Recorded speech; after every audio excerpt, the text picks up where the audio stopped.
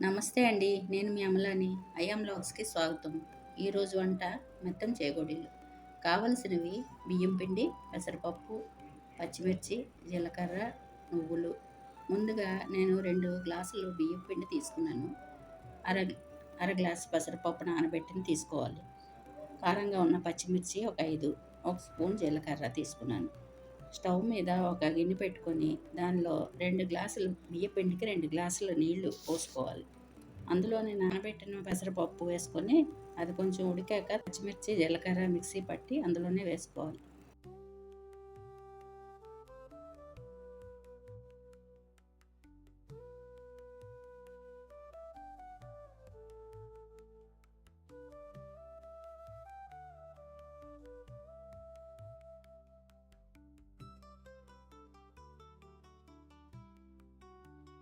తగినంత ఉప్పు వేసుకోవాలి.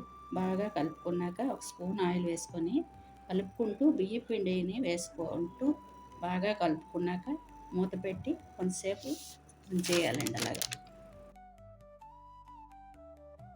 అది కొంచెం చల్లారాక బాగా కలుపుకొని ముద్దగా చేసుకోవాలి.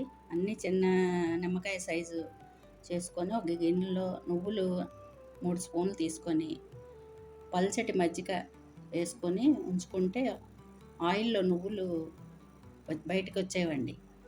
ఒక చిన్న టిప్పు.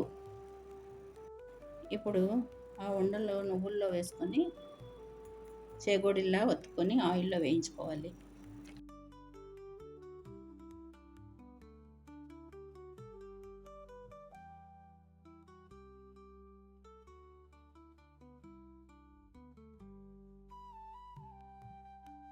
అంతా మీడియం ఫ్లేమ్‌లోనే చేసుకోవాలండి.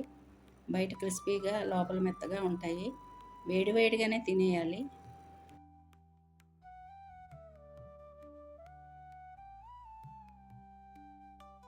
ఇంతేనండి.